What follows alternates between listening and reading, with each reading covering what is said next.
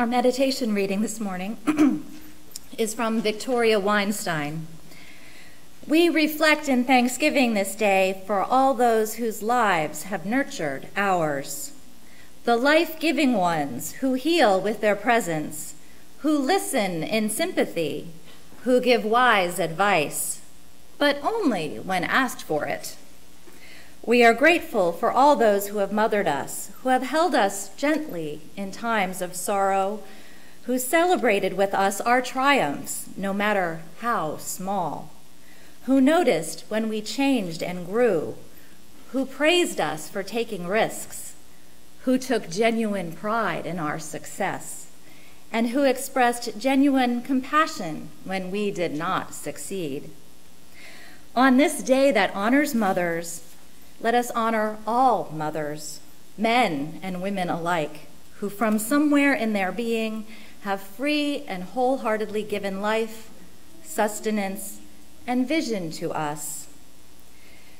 Dear God, Mother, Father of us all, grant us life-giving ways, strength for birthing and a nurturing spirit, that we may take attentive care of our world, our communities, and those precious beings entrusted to us by biology, or by destiny, or by friendship, fellowship, or fate. Give us the heart of a mother today. Amen.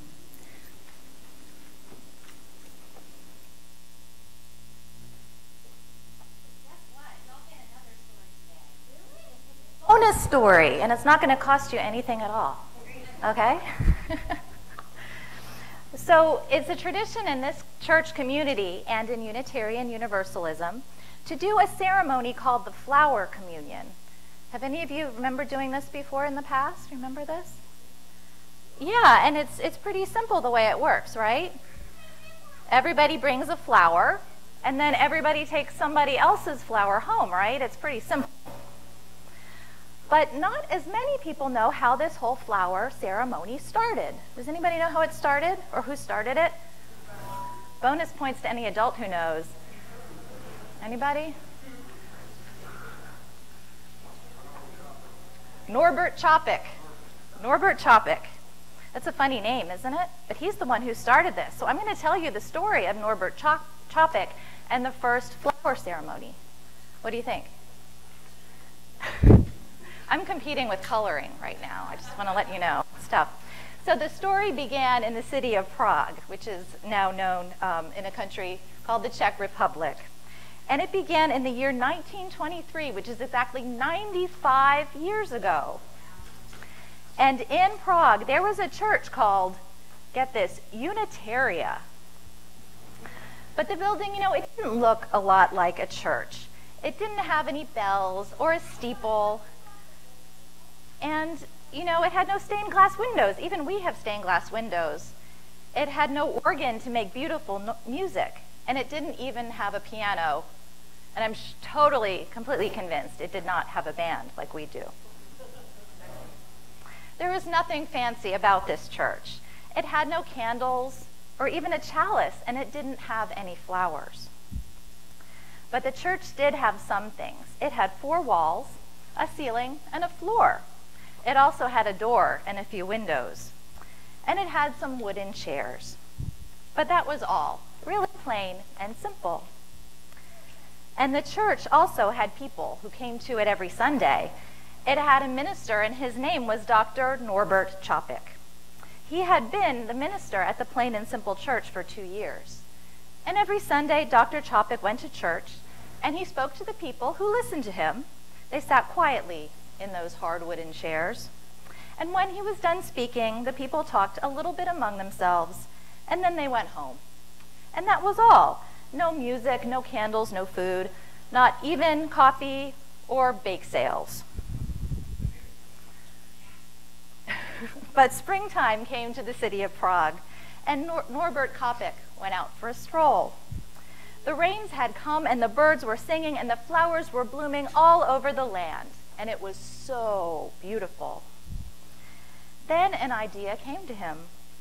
The next Sunday, he asked all the people in the church to bring a flower or a budding branch, or even a twig, if that's all they could find, and every person was to bring one. Well, what kind, they said? What color, what size of flower are you talking about? You should choose, he said. Each of you choose what you like. And so on the next Sunday, which was the first Sunday of summer, the people came with flowers of all different colors and sizes and kinds. There were yellow daisies and red roses. There were white lilies and blue asters, dark-eyed pansies and light green leaves. Pink and purple, orange and gold. There were all these colors and more. Flowers filled all the vases, and the church wasn't so plain and simple anymore. Dr. Chalk spoke to the people while they listened, sitting quiet and still in those hard wooden chairs. These flowers are like ourselves, he said. Different colors and different shapes and different sizes, each needing different kinds of care, but each beautiful and each important and special in its own way. When he was done speaking, the people talked a little bit among themselves, and then they each chose a different flower from the vases before they went home. And that was all. It was a beautiful, plain, and simple ceremony, as simple as the day. And that's how and where our flower communion began. And it was all started by Dr. Norbert Čapek in a church in the Czech Republic called Unitaria. But you know, there's more to this story, and it's a really sad part of the story. In 1940, the Nazis invaded the city of Prague, and they soon found out that Dr. Čapek was helping people who were in danger, good, innocent people that the Nazis didn't like. He was helping to sneak those people who were in danger out of the country so they could be safe. And one day, after trying desperately to keep his mouth shut for a long time, Dr. Čapek preached a sermon criticizing the mean things the Nazis were doing. The Nazis soon had enough. They saw Dr. Čapek as a threat to their rule, and said it was dangerous for him to be allowed to live. Dr. Čapek was soon arrested by the Nazis and sent to the prison camp Dachau in 1941, and he was killed there the next year. He was 72 years old when he died. But his message of human hope and decency lives on through our flower communion. And we can use this time to remember his bravery and his willingness to risk his life to help people in danger. The end. Yay! So whenever Dr. Čapek conducted his flower communion in Prague, of course he did it in the Czech language, but he would say the following words, which we've translated into English, as he did a blessing of the flowers.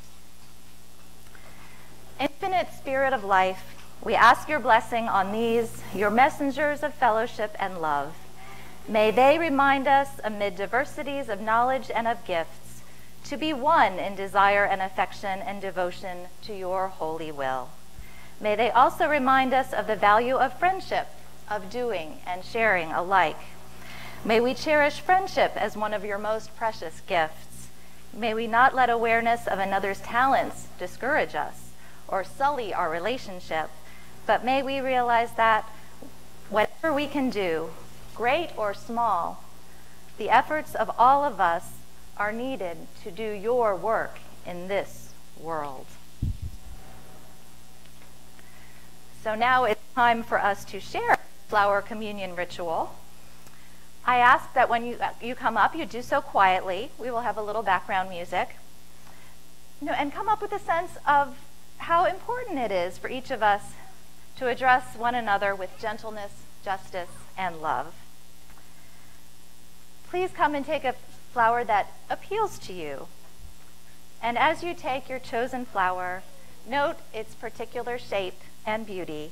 And please remember to handle it carefully, because it's a gift from someone else here.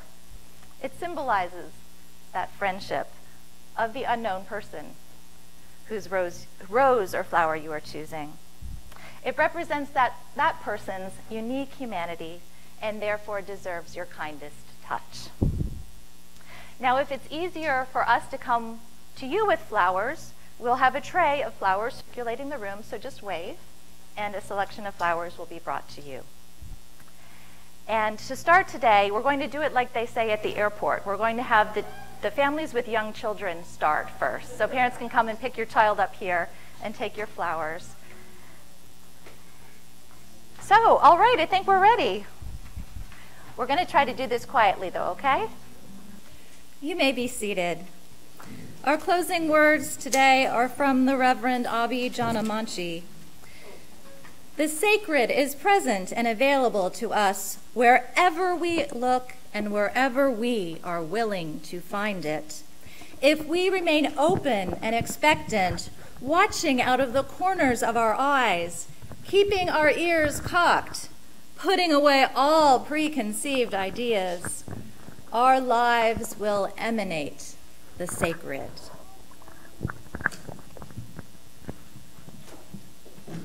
So I'm going to give my benediction today, but I'm going to order you to stay in your seats for the band's final song because it is extra especially awesome and I don't want you to miss it. So I will say, go in peace, walk in beauty, blessed be, and happy Mother's Day.